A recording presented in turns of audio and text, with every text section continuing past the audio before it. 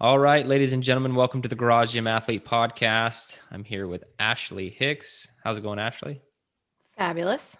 And we have Joe Courtney. What's up, dude? Hello. Yeah, no Kyle today. And Ashley's actually here. I But was we're gonna just, say, you guys. I don't know if you guys are just gonna keep that a secret or just We're gonna glance keep right it- over it. no. I 'Cause mean, that would have been kind of fun, like having to push Jared off the mic so I could talk, but Yeah. this is already why apparently Ashley needs her own office for the eventual HQ because they can't even work in the same office for day Yeah. one. It has to be a wall. Yeah, or a dressing partition, whatever it is. Don't reveal the secrets there, Joe. It's gonna be on YouTube, Jared. They're gonna see. All right. So I'm going to start as per 2021. And I kind of did this once already. I'm going to start doing the podcast overview just so people know what we're talking about. And if you want to check out because you're not interested in what we're talking about, then you know what? That's fine. I don't like you either. But the podcast overview, the study today is the actual name of the study is high plasma soluble levels of immune checkpoint HLA-G molecule among bodybuilders, done in 2020. And that really means nothing to anybody. But what they're looking at is a specific marker that has to do with your immune system. And they wanted to see if there was a correlation between this marker and having extremely low body fat. So we're going to get into, is there some sort of immunosuppression from being too lean? So we'll talk about that today for the study. The topic, given that it's the new year, we're going to be talking about how we set goals and how we plan out our training and what we want to accomplish and all those things, whether we do it every 12 weeks or for a full year. We'll get into the details of all of those things. And then lastly, the workout this week is Zone 2 Murph. So we'll be going over exactly what that workout is. You could probably guess from just the name of it. Wasn't super creative, but we'll talk about some tips there and things to look out for with Zone 2 Murph. So welcome to the new year. Let's get into some updates. Ashley, how's life? life is good. Still traveling, so vacation has been awesome, but it's, you kind of get that point where you're just like, I want to get home and get back to my routine of things. So that's kind of where we are at. But yeah, like Jared said, we're at the Moon Casa, so was able to knock out day one of BCT with Jared On the moon. on the moon. Moon Casa of Love, but we knocked out BCT, so nice and sore today. And according to Jared, we are the first guests to sit in the sauna with Jared and Emily. We fit all four of us in there. Joe wouldn't do it when he was here. I don't think I'd want to be in there with 4 adults. I didn't see it, but Well, you're in there with 3 other adults, not 4 other adults. That would be too many. That would be one too many. unless I count myself 2 people. I couldn't remember. I was trying to tell them. I just said you were scared. What was the reason that you didn't want to get in the sauna when you visited? We never fired it up. I forgot what we were doing. We were pressed on time. Okay. Yeah, I don't know. We'll go with that. That's fine. Or it was summer. So I It used was already in the like hot summer. out. I think that was it. I think it was like, you want to get in the sauna? And you were like, okay, dude, it's Yeah, it was- 120 in your garage right now. Like, don't worry about it. It's like the first week of September, which is still like 90s in Texas. Yeah. All right, cool. Anything else going on, Ashley? no, nothing Cool. really. Joe, what's new in your world? I don't think anything, honestly. We can't really do that much here. Went on a staycation for Christmas. That was fun. Finally hung the rings. Found a spot in the house to hang the ring, not in the house, outside the house, because there's no trees here. There's no cross beams. There's nothing to do it on, but there's like an overhang thing. So we finally hung those yesterday, so we can do a little bit more here. Although I'm still the dummy head that left the kettlebells in the U.S., so there's only so You're much just we gonna can get shit for like 2 years. Mhm. Yeah. I'm never being in charge of moving again because I forget the kettlebells and the towels. Yeah. But did you kind of do it on purpose, like where you don't have to be? Because moving sucks. Like I've done it a few times. I would This- love to not be in charge of moving again. Well, that's what I did with laundry in general because this came up recently. But You just but like no. turn everything pink. You're like, I don't know. I'm so bad at washing Everything's the whites. wrinkly because I just roll things up. Yeah. Poor Liz. It's fine. It's fine. Yeah, that's all I got. We hung some rings, starting the new year. Trying to plan out the year now of traveling and future opportunities, but there's just way too many things up in the air.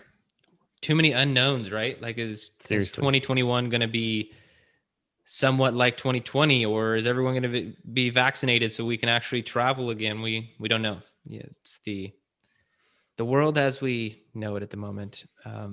Updates for me, not a lot. It was a really good Christmas season.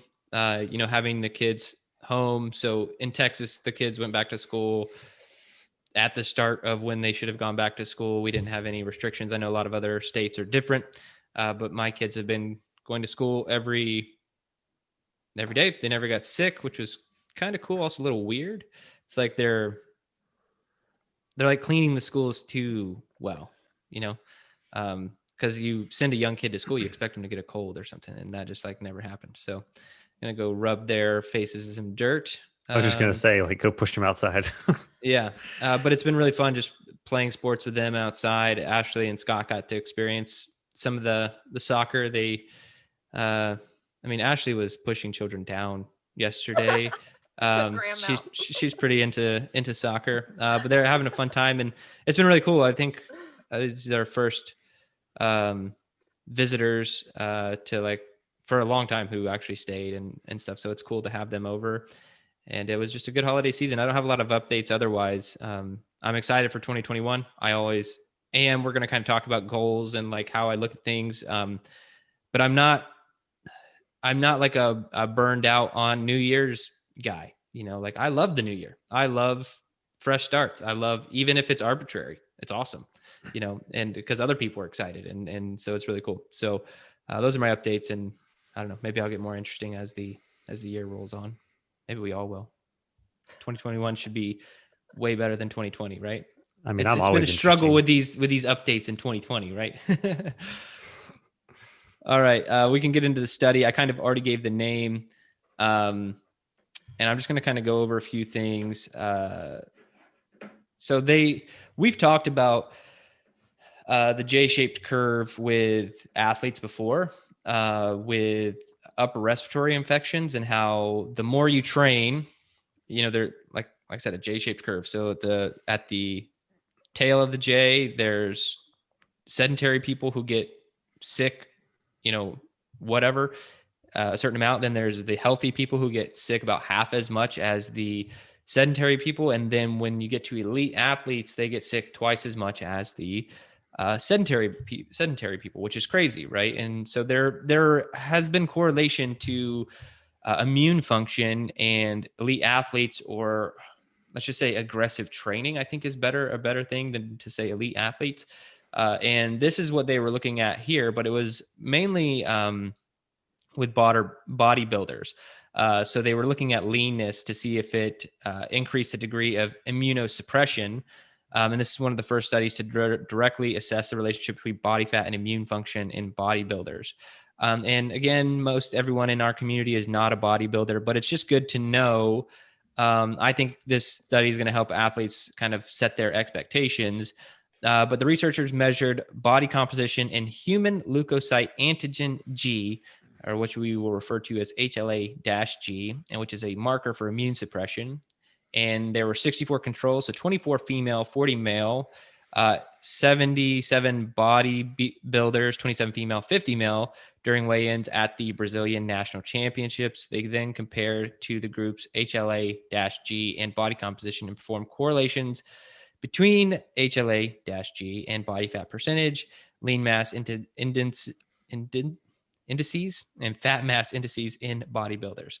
And so the main purpose of the study was just to look at this one little marker and see if there was some sort of correlation between being extremely lean and possibly having some sort of immunosuppression.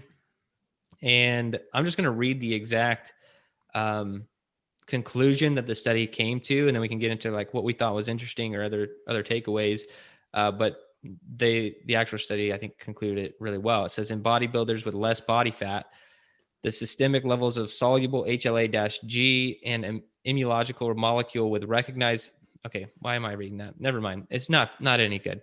What it actually just states is, yeah, there is a correlation that if you're really lean, you're going to have this increased marker, which could be problematic. It means your immune system could be suppressed and not working as well as it should. Just the other thing to note is that there are a lot of different immune markers that you can look at, but this one in particular is pretty important. I'm sure medical doctors could get in more into the why behind it and everything else. But yeah, being too lean can be bad. And I have a lot to like just say about this, more personal opinion related and stuff, but I'd love to hear what you guys think of the study or any takeaways you saw. I had two main thoughts that kept coming to mind as I was reading this. The first one was, man, am I at that peak prime body fat position to have a great immune system? Just right there, happy medium at about 16%. But the other one that I kept thinking of as I was reading through everything is somehow this theme has come up a lot with a lot of the studies, and back to literally episode 1, the study 1, about how high intensity training always can just wreck your body and mess you up. And it's kind of in the same vein as this. If you strive for too low of a body fat percent, or on the other side, then it's a stress that you're putting your body through, just like always beating yourself up in the gym, high intensity training, things like that. So there are repercussions to certain things that you're going to put your body through, and it's always going to have a backlash to it. Same with extreme calorie deficits. If people that if you just really, really extremely restrict yourself calorically, then your body's going to be stressed. You're probably going to get sick, and it's not going to be good. And then I thought of I don't know if you guys are familiar with Devil Wears Prada movie. Of course. Ashley, yeah. To where Emily Blunt's character was trying to get ready. This is just completely a sidebar, but that's fine. Was trying to get ready for something and lose a bunch of weight. And somebody remarks on how, oh, she looks good, she's losing weight. She's like, oh, I'm on this new diet where I don't eat anything, and until I'm about to pass out, I eat a square of cheese. And that's it. And she's sick while this is happening. So that's just kind of encompasses. Pretty sure she says I'm one stomach bug away from my goal weight too. Yeah, that I forgot about that too. But basically, yeah. Well done. Yeah, I didn't think you'd ever be able to fit that movie into the podcast. I did it. Congrats, man. A lot of people were curious if it could be done, and we did it. So I'm gonna try and fit some other new pop culture references in. Yeah. So yeah, that was the main thing that I kept thinking of as I was reading through it. How there are repercussions to some of these things that people might be striving for, and if it's competition in your goal, yeah, that's fine. But I think for us, our athletes, us coaches, we're more of the overall health and fitness, trying to keep that good, healthy zone while still achieving things. So it might not be taking things to extremes, but we can still get there. So just what Joe said, and Jared's already kind of gone over it. Like, obviously, if you are going to be at a super low body fat percentage and overtrain, or just overtrain in general, again, it's that J curve. So not going to hit on that too much, but just kind of touch on the things that I found interesting in the study. Like one of them being that men actually had a higher level of the HLA-G than females, which I wonder if it's because, a woman's low body fat percentage is not quite as low as a man who is bodybuilding, if that makes any sense.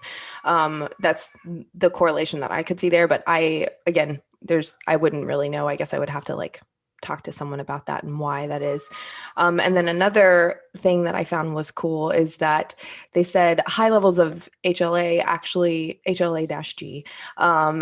if it was found in somebody who had an autoimmune disease, it actually kind of helped them. It actually wasn't an inverse or an adverse reaction, I guess.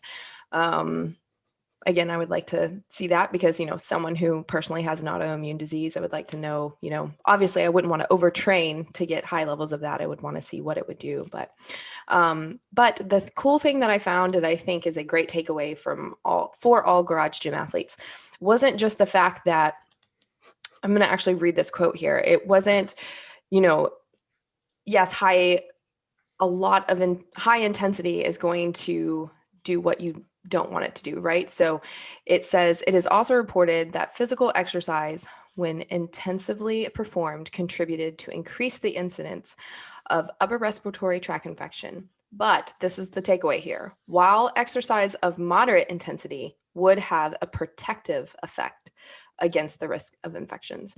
So saying here, workout is not bad. It's what you're doing, how much of it you're doing, and exactly what Joe said. It's all about the balance of it, right? So if you hit that sweet spot of that moderate, intensity, you're going to actually help your immune system. So to find that, not always crushing it and hitting it hard and putting that hard strain on your body all the time.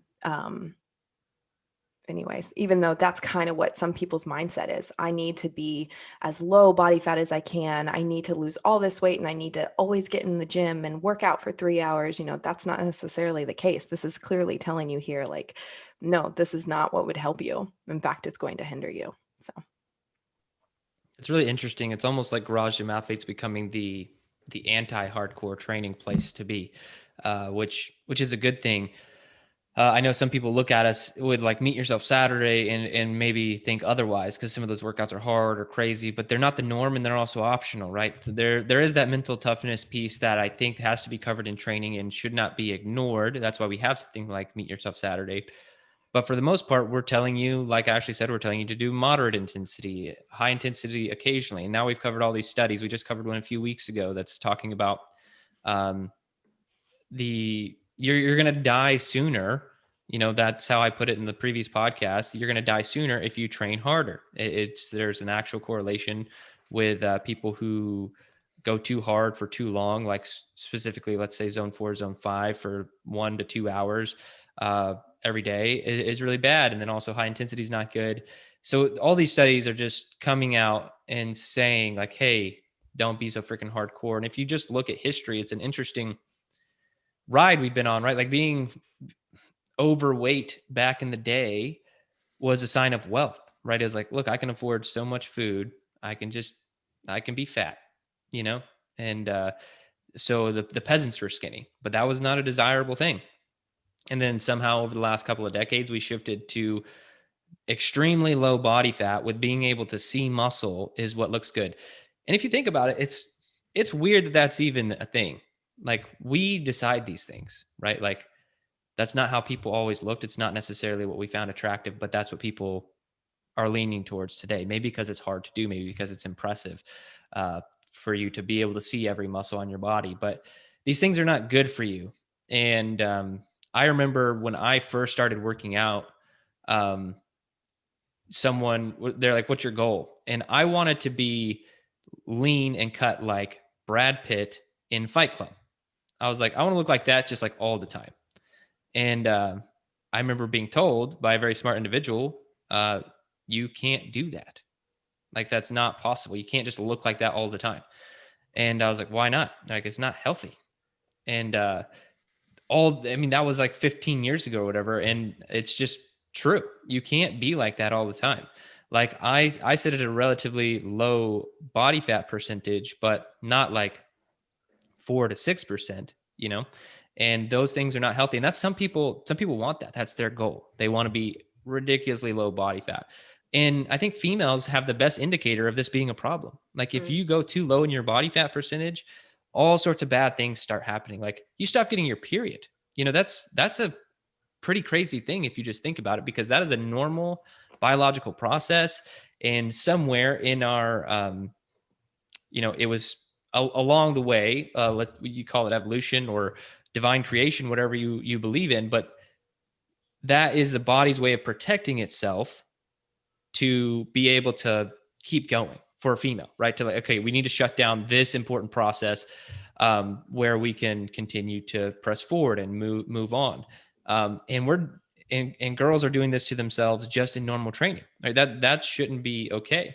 And with guys, maybe it's not, we don't have a cycle that we can turn off, but we're showing in this study, if we want to try and be hardcore, low body fat, high intensity, or whatever it is, we're wrecking our immune system. And it opens you up to a whole bunch of things that you might not want, which could be, autoimmune disease or, other things. It's not just like, oh yeah, my immune system is slightly suppressed, maybe I'll get a cold. That's not what they're saying here. Like if you dive into HLA-G, and I would love to have a medical professional to talk about that more specifically, because I'm not going to lie, I'm not an expert in any of these things. I just read the information and try and get as much as I can from it. But it's just really interesting that we are kind of becoming the anti-hardcore, and it's for good reasons. Like you can't be perfect. You can't have this 4% body fat and stay there. It's actually really bad for you. Yeah, and I think also for men, their testosterone levels probably are jacked up too. I feel Right. like it's going to be a hormonal imbalance on both sides. So, yeah. And one thing they noted in this study, and then there's another study that it looked at the immune function over 21 weeks of bodybuilder prep, and then they went through a recovery phase of 18 weeks. And what they find is that everyone bounces back if you go through a lot of caloric restriction and hard training. You're going to suppress your immune system, but then once you bounce back, you're eating enough calories, you change your training, everything recovers, which is good news because it is not permanent. But what about training, our kind of training? We don't do cyclical. We're not trying to be super cut in the summer and then, bulk out in the winter. I mean, people might try and plan their training around on their own that way, or their nutrition that way, but that's not really what we're doing. So I was going to ask you guys, what do you think people should do with garage gym athlete training to not be, in a caloric deficit all the time, or seeking this low body fat all the time? How do you think people should be eating to sustain their training, and how do you think people should be approaching their intensity?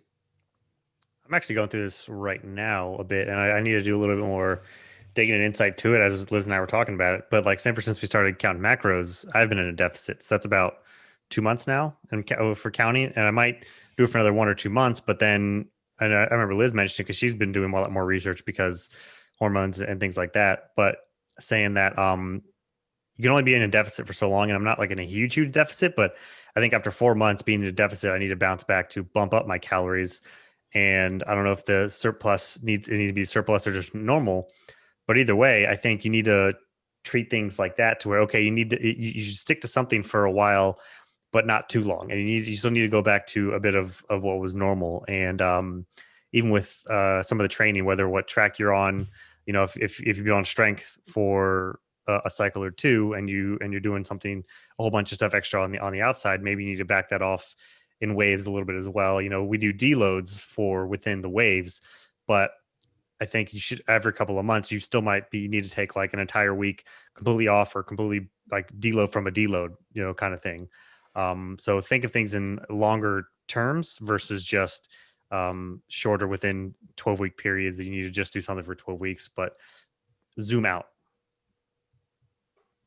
Yeah. You want to look for longevity versus, just the short. And I know everyone wants, the quick, I want to lose weight now, I want to do this. But I agree with Joe. If you're going to try to cut or try to do things, you don't want to be in a caloric deficit, or, doing certain things for a very long period of time. Like, for example, Women's Health Track, we carb cycle. But that is not something that I think somebody needs to be doing all the time. That is a means to try to get things back in balance. And then once they do, then you go back to, eating things at a more moderate, just not restricting as much. And so I think that you can't always be cutting all the time, I guess is what I'm trying to say here. People are some people, that's all they're ever doing. They're only ever trying to reduce their body fat, and it becomes a problem once this turns into years. For sure. And I think a lot too is for our training, it's an hour, and sometimes people have, sedentary jobs and whatnot, but you also need to make sure that you're eating properly, not just for you to function, but to just even recover from certain things as well. I found when I worked with Jared for the first time, I was under eating. I didn't think I was under eating, but I was under eating, and I ate more and did the training, and I saw more results faster that way. So it's kind of funny because, especially for different people, the way your mind works, you're like, oh, well, if I just eat less calories, less calories in yada, yada, yada, that's not necessarily the way it works. Your body there's all sorts of things going on in your body that you could definitely hinder if you don't take care of it. Yeah. I think just making sure that you're on top of that. Like Ashley mentioned, this is going to be my stance on macro counting forever. Is it's something that I normally recommend athletes do if they have a very specific goal for like a 12-week period. You can go maybe another 12 weeks if you really, really want to, or if you have a lot of body fat to lose, then that would probably be okay. But then I always recommend a break after, and maybe even permanently, because there's the mental side, and then there's a physiological side. So physiologically, we're talking about you could actually suppress your immune system, and there could be problems there, right? But then the other issue with the mental side is just counting all the damn time. Like it can take its toll mentally if you're not careful. So I just want to stress to everybody as we go into the new year, I think this is a great time to bring up this topic, is cut yourself a little bit of slack on the body fat and body weight side of things. Like, guys, 5% body fat, if that is something that you're chasing, cool. Maybe you can touch the sun, but then you're immediately going to have to come back before your wings melt off, right? Like that's what's going to happen. And so there's a healthy range that you should be sitting at. And I know this is probably one of the only studies I've ever read to where I think personally, maybe I should eat more, like I should eat more and gain some more body fat, right? Like I'm normally sitting like 8 to 10% body fat. And right now it's probably, if I had to guess, I think I'm probably like 10, 11. I mean, I've been running a lot, so I don't ever know. But when I do get measured, that's about where it's at. And I often wonder, I'm like, is that too low? Is that too low? I have to eat a lot more to try to gain body fat, but I'm actually looking at these kind of things because I don't really care, and I think as you go into the new year, you shouldn't be so worried about those things. So cut yourself some slack and be mindful of what your goals are and whether or not they should actually be your goals. Speaking of, how you like that segue? Non-staple staple. Joe, what's the topic for today, man? Yeah, so I'll go over the topic. Joe's having a little issue. Hopefully he comes back. But we are going over new year, new goals type stuff. So we're just going to kind of lay out our process for what we do with goals and how we select our goals, what we do. I have, I'd say, a specific process or a specific thing that I do now for setting goals every single year. So we can get into it. Ashley, you want to kick things off? Like, what do you do in the new year? Do you set goals? Is that something that's important to you? I'd love to hear all the details on this. Yeah, so this is something that I do. Yes, I do set goals. That is the short answer to that question. But for me, this is not something that I just do for one day. I kind of take a few days to kind of process like what I want, and to take into account what I need to do in order to achieve the goals and what's the best way to get there. So I do that with Garage Gym Athlete, with our programming, with that in mind, like what do I want to do? And I also take into account not just training, but also I take into account nutrition as well as I don't want to say toxin level, but I'm kind of taking that into account. Like, how can I eliminate certain things in order to, again, we're talking about longevity. So I'm trying to think over a long period of time, but also like, what can I do this year in order to help myself? So, like, for example, I'll go into the goal for this year. It's actually super simple, and there's nothing like, I'm not like, well, I'm going to eat like this for this way or whatnot. Basically, my goal is, everybody has heard about my hormonal imbalances, and I've talked about my medical issues, but that's it. Like, this year is about getting my hormones back into the balance that it needs to be in. And I'm going to allow my body the time to do that. And I need to eat, train, and live the best way that I possibly can in order to give my body the correct amount of time, but also help it process it, as best as it possibly can. So, that doesn't mean I'm restricting things, but it just means that I'm, potentially going to eliminate certain things that, like sugar or certain high carb things that would not necessarily help my body, So, that's kind of how I look at it. It's not really a detailed process. I don't, look at a calendar and stuff like that. I kind of just pick what I'm gonna try to accomplish that year and try to have all aspects of life. It's not just performance, but life kind of things. That's awesome. Joe, are you back?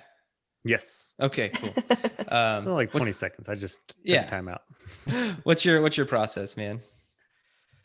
For New Year's stuff, I'm actually not a goal person pretty much at all. I don't have a vision board with the red thread that I pull out and make everything align.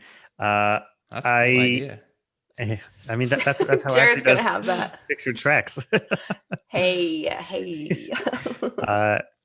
I always have an idea of what I want to do for that year, except this past year because I knew things were going to be in flux, and they were in flux way longer than they should have been. I just needed to survive. But this year, going in, and for the last 2 months, we've already kind of started it. I know that I have goals of running, so 5K and 1 mile run that I've been adding to the strength track programming, and I also know that I'm going to be on strength probably for a while here, and I think it's because, for starters, I don't change tracks very much. I think since 2015, when we started Team Builder, I've changed my track twice.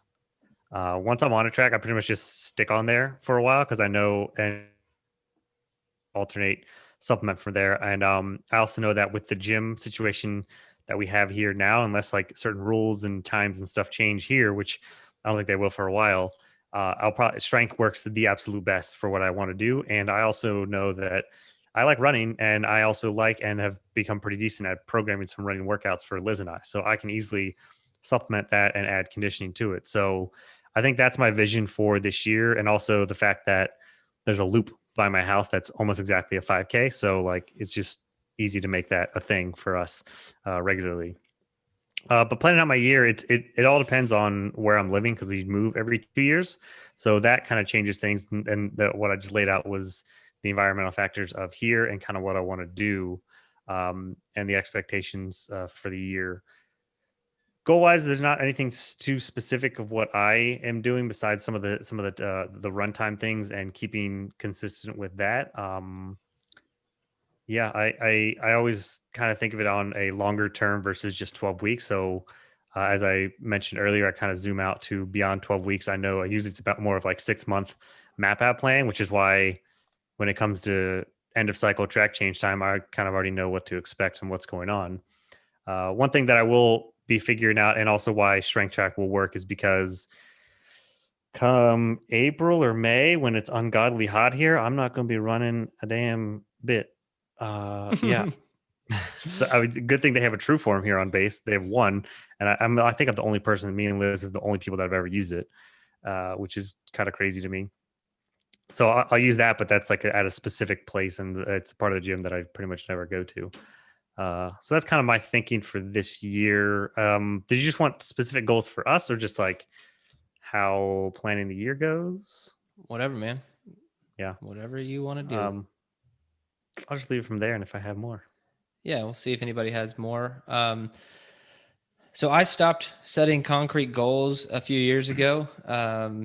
Even though I'm a very goal-oriented person, most of the things that I'm trying to achieve at this point are like question marks. Like, I have an idea if I want to do it, but I don't know. Like, let's talk about business. So if we want to grow Garage Gym Athlete to a certain number of athletes, business is not a science, it's an art, and so we can sit down as a team and plan out our best guess, our best hypothesis of what we think would get more athletes to stick around, and also get new athletes to come into the programming. But at the end of the day, we don't know if that will work for certain, right? So we can basically come up with a list of things that we think will get us there. And then the real job from that point is sticking to doing those things that we thought would help us achieve that goal. Now in fitness, it's very similar.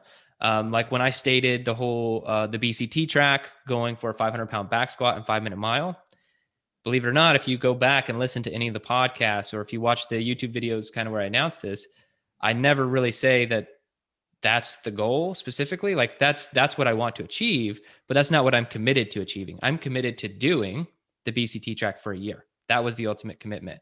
Like I will squat and run for 1 year with very specific programming, and then we will just see where I'm at. I don't actually know if what I'm doing will get me to a 500-pound back squat and 5-minute mile in 12 months. Like maybe this programming would be perfect to achieve that, but maybe I need more like a 2-year timeline, and maybe I don't want to do that. Maybe I'll get to a year and I'm like, absolutely not. Like I got to 475 and a 515 and I'm good with that. You never know. So that's what I do, because I don't specifically on the BCT track, it's a hard track, to be honest. It's kind of hard on your body. And so I don't want to go beyond a year. So I'll either achieve it or I won't. But what I know I can do, and the whole point of like killing comfort and all these things, is just the process. I've committed to the process of doing the training every single week for 365 days.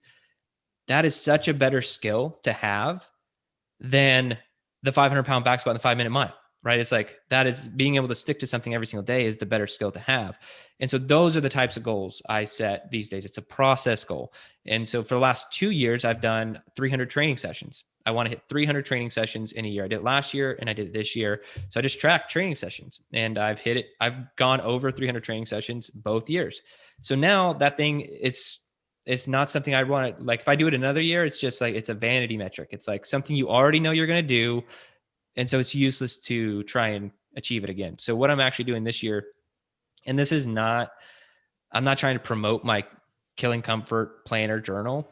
If you want to buy one, buy one. If you don't, that's fine. But the way the planner actually came about is like how you see it laid out, the daily pages is how I kept my journal every single day, like a notebook. I would just write out exactly what's in there. I would have the grid, I'd have the elements, all these things, so I could track each and every single day.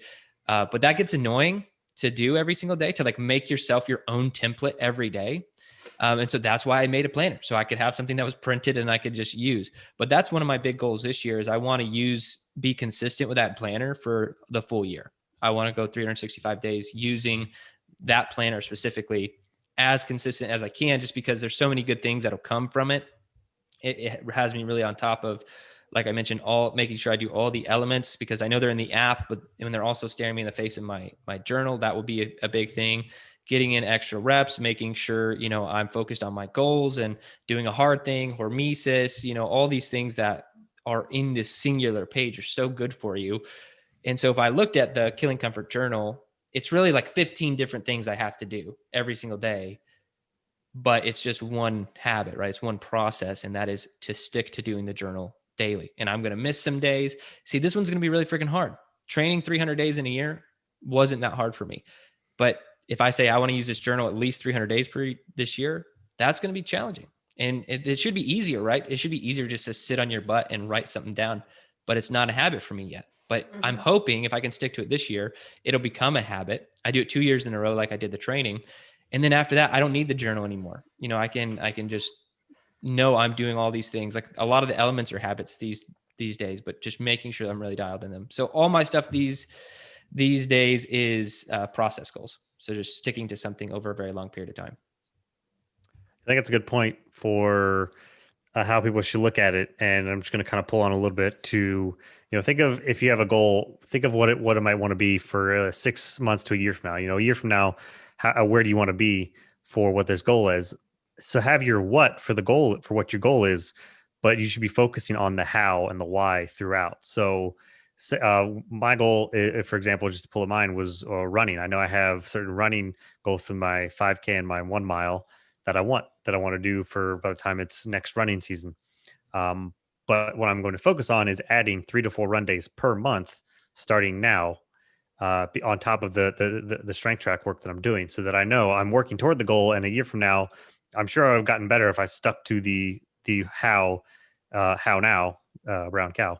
If I stick to it now versus a year from now, and if I'm not, if I don't quite hit the what of the goal, I still know that I stuck to the how plan of what to do with it, and maybe I adjust during, see what my progress is. But I think focusing on the how and what you're doing to build it, because you're building those habits. Basically, this is kind of what it's doing is forming new and good habits and seeing how they affect over a year, but never.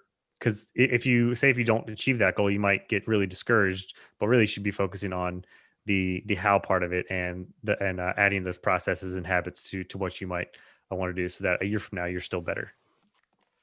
Sounds like to me, Joe, that you're basically doing the BCT track, just strength wise. He wants You're to not program just it on squatting. his own Oh, I'm BCT light. BCT light. That's it. Yeah. Yeah, I mean, I think this is a great way to look at things. It's detaching yourself from the outcome, because like Joe said, you can get really discouraged if you don't achieve a goal. But who really cares? Like, I mean, seriously, if at the end of my BCT training, I'm going to be fitter and stronger, right? Mm-hmm. If I don't hit 505, I'm fitter and stronger. Like what did I lose in that process? Did I lose anything at all? And it's the same with business. If we have a goal and say we hit 75% of our goal instead of 100% of our goal, that's still growth. That's still moving us in the right direction. There's really no losing in goal achievement if you're focused on just doing the daily thing. And that's it. Boom sauce. Boom sauce. All right, let's get into the workout. Joe, can you brief it? It's a complicated one. Yes, I can. You Zone seriously 2 have Murph. to pull it off? Zone 2 Murph. Yeah, I need to be all official and stuff. I wanted to show it on the screen, but okay, Zone 2 Murph. So Murph, but stay within Zone 2, and we're sticking with the typical Zone 2, 60 to 70%. Correct? Mm-hmm. Mm-hmm. Yeah. So Murph, run a mile, then 100 push-ups, 200 push-ups, 300 squats. It's been a while since I've done that one. And then run a mile. And you can partition the reps however you see fit. But the main caveat is staying within zone 2, 60 to 70%. You should not do this with a vest unless you've completed it unvested, most likely, because if you haven't done it before, you're probably not going to complete it. And there is a 60-minute time cap, which is the frustrating part, because you might be like me the first time you do it thinking, oh, I'm great. And then you get capped on the run, and then you just want to never do that workout again because it mentally messes with you. Oh yeah, this one's super mental. This is the only one that I don't have a wine pairing for, just because I don't. Yeah, probably shouldn't. Yeah, I don't listen Maybe to like the any breathing app exercises or something to lower your heart rate. I actually do a audiobook. That was Jared's recommendation for me, and it actually works. It works. I will caveat that with I've never finished it yet without a vest. And then I even scale down because you should try to do strict movements, obviously, because you're trying to keep your heart rate down. So obviously you're not trying to keep your pull-ups here. So for that, I'll do inverse body rows with the barbell in the rack. And what's funny to me is that my heart rate actually spikes the most doing air squats, because I am really efficient at air squats, but so that's where I have to slow it down. Oh, it's killer, because you're like, in your mind, you're like, this is Murph, I should not be slowing down, but it's not the goal of this one, right? So yeah, this was on paper, you're like, really, Jared Moon, this is a Meet Yourself Saturday? And then you do it and you're like, okay, now I know why this is a Meet Yourself Saturday. So to be honest, this one might have the most, like, it might mess with people the most mentally over any other workout that we've had, because people normally report in the group and stuff, so this is kind of just a subjective feeling I have, but get a lot of complaints about this one, about how it affected their mind and stuff. I would say most people ignore this, but some of our athletes who are really paying attention to what we're doing, I would want you to do it. I introduced the MAF training zones for everybody in the last webinar. If you don't know what I'm talking about, you can, if you are one of our athletes, I posted it in the New Cycle webinar Facebook post. So there are links in that, and it has like a new way to calculate your zones. So it does it all for you. Super easy. You just need to find that if you are one of our athletes and you're in the group. But what this will give you is essentially a new zone 2. And it's quite a liberal spread. Like it goes quite a bit further. And I'll caveat that it's only if you're really healthy and trained athlete. Most people will answer the questions, the little questionnaire, and they'll end up with almost the exact same zones. But if you have been training for a long time and you don't get sick very often, then your zone 2 will go up quite a bit. So it's a very tailored way to do zone 2. And that's why I like it, because if you are overweight or you do get sick or you haven't been training consistently, you're pretty much just going to stay where zone 2 is at. But if you are a more trained athlete, I think you probably could push zone 2 a little bit further. And so maybe try zone 2 in that new zone if you've calculated that, and see what you do. And I know, I think I got an extra 13 beats per minute in my new zone 2, which is going to equate to a much faster zone 2 Murph. So I'll try it out. But I just know, like, I'm in zone 2. Like when I'm running now in the new zone 2, it's much faster. Like it's still a slow run, but it's much faster than I was before. Like before it was like, if people saw me on the side of the road, they'd be like, that guy, what's wrong with him? Like basically dragging his feet, zone 2 is so slow. And now I can actually keep, I think I normally start around an 8 to 8:30 minute mile with the new zone 2. And then if I'm running for like an hour, it does slow down to like upper 9s or 10s. But that's from a shift of like having to be starting in the 10s and then finishing at like high 11s or even 12 minute per mile pace to welcome to my world. Yeah. And so that's that would be my only thing is it's kind of a little bit more detailed, but do go dive into those new zones and try it out, especially if you've already done the workout before. This might be a good way to challenge yourself. And then if you have finished the workout under the time cap, if you're one of those athletes who have done it, then try adding that extra thing to make it a little bit more challenging. And I don't know if it's the next step is, okay, I achieved it body weight only. I don't know if the next step really is throw on a 20-pound weight vest and do it. Maybe put on your weight vest with only 10 pounds or something like that. And just try a gradual increase with the ultimate goal being finishing zone 2 Murph with the weight vest on, which I think is very possible, especially with the new zones that we have people calculate. So it's a fun one. Get out of your head and just focus on controlling your heart rate. Which, interestingly enough, maybe we could cover this book as a future topic. I think it's called Building Superman or something like that. Have you guys heard of this book? I read it several years ago. There's 2 of them. But they talk about a lot of awesome stuff. They talk about things the Navy SEALs are doing with nootropics and like all this other stuff. But one of the topics in the book was like controlling your heart rate. And they had this guy, he hooked something up to where it's basically a heart rate monitor, but it made a clicking noise every time his heart would beat. So like it made a noise when his heart would beat. So you just think about the annoyance of that all day. Yeah. And Rise of Superman. So he did it for weeks on end. But what they found out is when you bring that level of attention and awareness to your heart rate, you could actually control it on command. He could actually lower his heart rate or raise his heart rate. So we probably should cover the book. It's really awesome. I've been wanting to reread it lately because it has been many years since I initially read it. But that's a great one. It's really cool. So you can control your heart rate more than you think. It's not as out of control as you would believe. So work on it. That's actually everyone's official goal.